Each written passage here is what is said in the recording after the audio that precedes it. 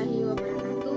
Kami mahasiswa dari Institut Agama Islam Negeri Palopo, Fakultas Ekonomi dan Bisnis Islam, Prodi Ekonomi Syariah 1B kelompok 4 semester 1. Video ini kami buat untuk memenuhi tugas kelompok mata kuliah pengantar manajemen dengan dosen pengampu Dr. Ahmad Syarif Iskandar SEMM. Kami dari kelompok 4 terdiri dari 6 anggota kelompok yang masing-masing bekerja sama dalam memenuhi tugas ini. So, inilah presentasi dari kami. Baiklah, sebelum masuk ke materi, izinkan kami untuk memperkenalkan diri terlebih dahulu. Saya sendiri Putri Ayu sebagai ketua dalam kelompok ini dengan NIM 220401047. Kedua, Satriani dengan NIM 220401034.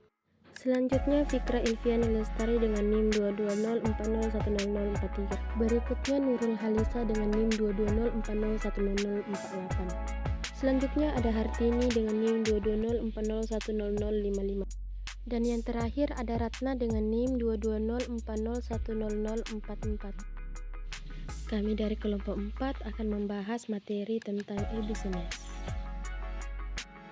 Adapun pengertian dari e-business merupakan kegiatan bisnis yang dilakukan secara otomatis dengan memanfaatkan jaringan komputer dan teknologi internet. E-business memungkinkan suatu perusahaan untuk berhubungan dengan sistem pemrosesan data baik internal maupun eksternal agar lebih efisien dan fleksibel. E-business sangat berperan dalam kehidupan sosial masyarakat saat ini. Karena sadar atau tidak, kita pernah menggunakan e-business sebagai contoh pembelian barang melalui situs online Lazada atau sejenisnya.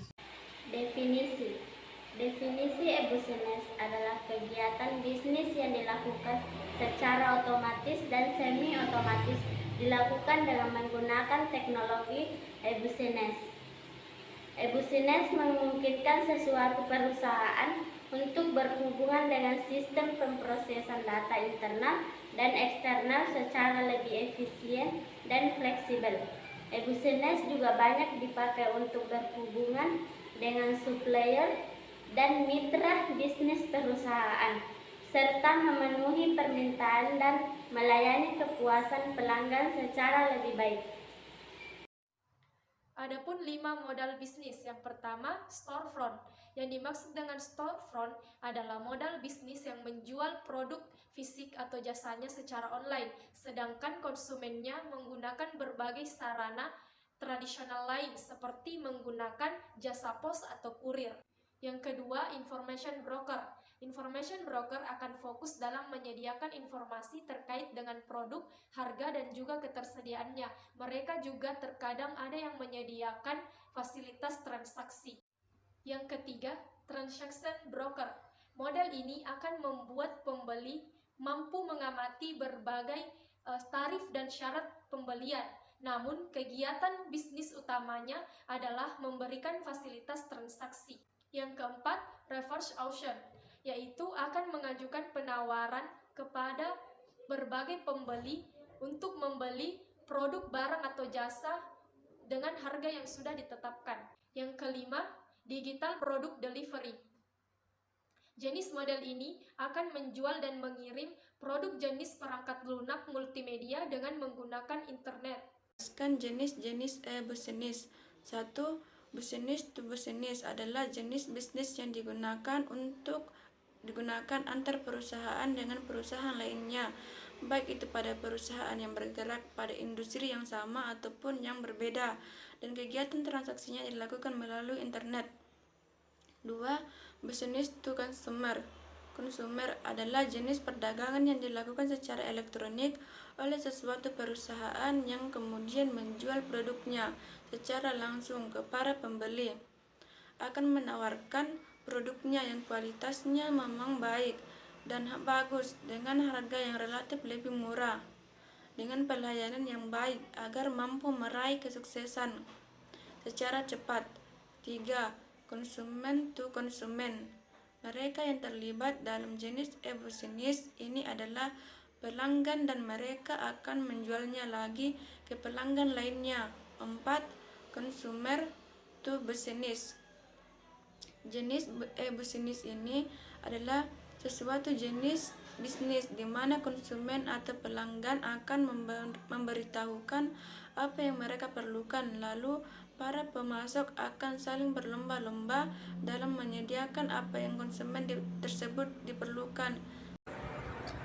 Faktor-faktor e-bisnis. Yang pertama, biaya, yaitu e-bisnis perlu menjamin terjadinya cost efisiensi melalui efisiensi waktu atau volume penjualan yang lebih besar dengan melakukan optimasi pada proses logistik langsung dari warehouse ke pembeli. Yang kedua, komersial, yaitu memaksimalkan keuntungan atau profitabilitas dilakukan dengan melakukan reengineering seluruh proses bisnis sehingga selain menurunkan biaya operasional juga meningkatkan kepuasan pelanggan dan pada akhirnya menaikkan volume penjualan. Yang ketiga, konten, yaitu informasi tentang produk atau layanan, berita yang selalu up to date, informasi yang berguna misalnya tip, advice, variasi produk atau layanan pendukung yang dibarengi dengan kualitas produk dan layanan yang prima sehingga pelanggan merasa dilayani secara personal merupakan kunci sukses utama.